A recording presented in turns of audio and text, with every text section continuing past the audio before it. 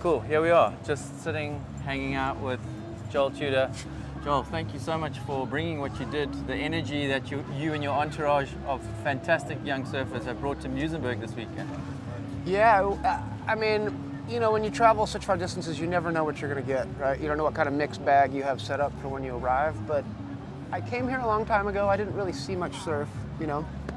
To come back and get it that good was a score. And everybody that competed, I kept getting the same, like, unanimous, God, it was so fun out there, that was really cool, it was so clean. And, you know, because some of these events, they run in pretty lackluster conditions, but, you know, Nat Young used to tell me when I was a kid and traveling with him, he's all, the beauty of a longboard is, like, you don't really need surf. You know what I mean? The dance is still the same. He's like, whether it's, like, super good quality or whatever, he goes, your show, you can put it on, and people will always receive it in the same, like, positive manner. Where a lot of times, if you're, like, a shortboard tour and there's no waves, man, it just kills the entire morale of the event. You know what I mean? And the just the high performance part goes away. Where with longboarding, it just starts to shine. Do you know what I mean? And you could see there was so many people were receptive to that particular, like, style of wave riding today. It made me feel like we succeeded. Beside the winning, like the contest winners, the crowd's response is what we look for. You know what I mean?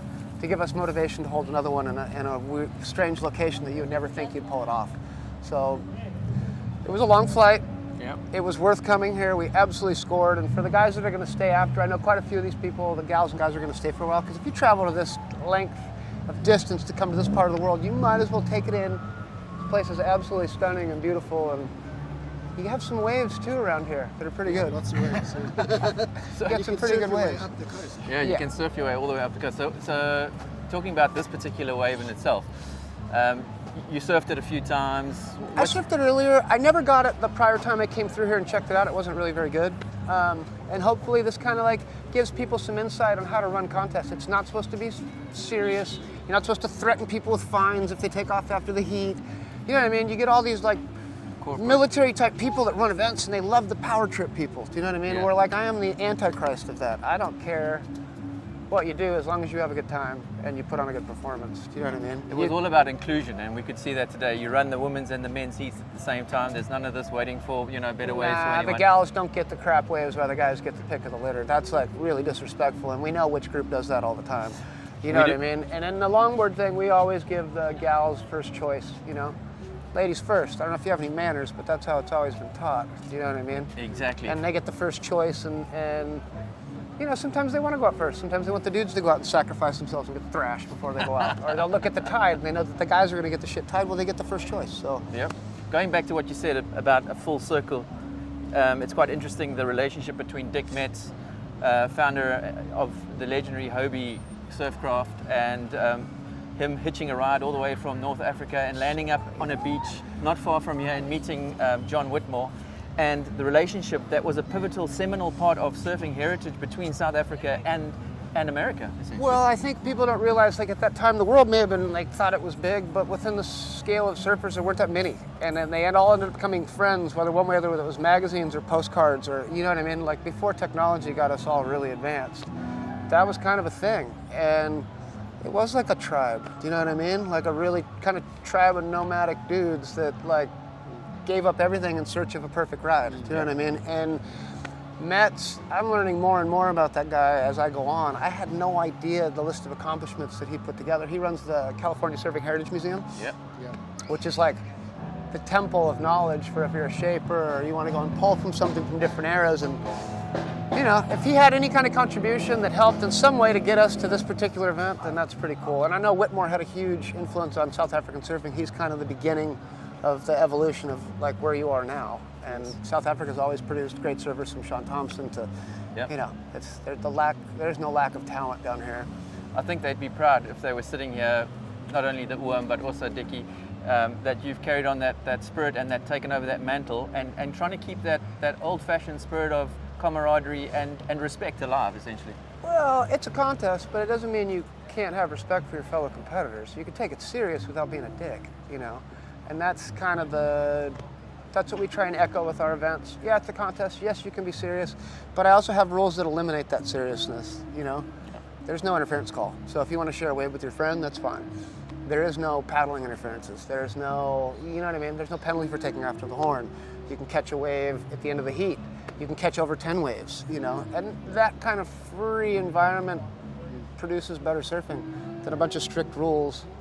You know what I mean? No one likes rules. Yeah. Well, especially when it's for surfing. You know what I mean? I like the paddle race and that whole wacky. Man, I was disappointed because a bunch of the guys didn't compete. Normally we have everybody compete, but normally the waves aren't pumping like this. So a lot of people got their asses beat paddling back and forth in the first couple of heats, and they were all drinking coffee over at the cafe when the race went on. So it was cool. Yeah. My son got shortchanged. That's fine. His two friends blocked him. It's good. Yeah. He actually in the last race was winning too, and just got tackled in the last bit, and it's been kind of funny. You know, being my kid, he's going to obviously have some privileges to be able to go to certain things more than most people. So it's nice to see him getting it paid back. Yeah. You know what I mean? Grommet abuse is a major part of growing up in the surf community. I don't care whether you're a guy or a gal. And it makes you a better person. That's my personal opinion. I got hazed like you wouldn't believe by all the older guys, and I love every one of them for it. It made me a better person. So we keep that alive, and it also keeps you humble. Yeah. You know, you don't want to get your head so big that you can't get through the doorway. You know what I mean? Yeah. And that's what like a lot of my elders would say to me. They'd be like, God, I'm gonna make the doorway bigger. And I'd be like, what do you mean? He's all, for your head. So it's good to diffuse people from that particular. Yeah. It's a nice balance, right? It's Yeah. a nice balance because some people go, oh, you know what I mean? That's not fair. They call it bullying and all this, but it's a passage of rights. Well, in just the last little bit since the contest ended, I asked around and everybody was just like, yes, new champions. Do you know what I mean? I mean, don't get me wrong, we love Justin. He wins all the time. But it's really nice to see somebody be able Yeah. to like defeat him, you know what I mean? Because that guy's really hard to beat. That's not his fault. Shit. As were you. He's a As world were you. champ. Yeah, but I've had my fair share of the limelight, and that was the whole point of putting these on. My time was not over, but it was just time to give to the other generation. You know? Yeah. I mean, winning last year was just whatever. I just did it because I had nothing else doing, and the world was closed. You know, so I competed in the tour. I have way more fun doing this and being on the other side of the bench. Do you know what I mean? Like being in the area where you get to produce and the joy you get out of watching kids make money and all that shit. It's way better than collecting trophies, especially in your 40s. You know. So it's all about love and good energy, and I think that's what you're spreading. Yeah, I'm spreading surf culture, not jock culture. You know what I mean? Surf culture is pretty powerful, and it's like, dude, it changed a lot of things when people got to see it through Gidget and all those early movies Yeah. and Beach Blanket Bingo, and it's just like, there's no other activity that you can do that gives you this much back that you can do till the very end of your existence. I mean, till you can barely walk anymore. You know what I mean? Yeah. You cannot do that playing football. You cannot do that playing rugby. You can barely do it playing tennis because your knees will go out. Do you know what I mean? There's all these things that are very hindering as you get into a later part in life. And I grew up watching Skip Fry. He's 81 years old and he still surfs every day, and it's like watching a pelican fly across the water. So for me, that is the goal. That is the ultimate achievement that I want to get to. I want to be able to surf forever. And if that means giving up competing to produce for the next generation, then Champion.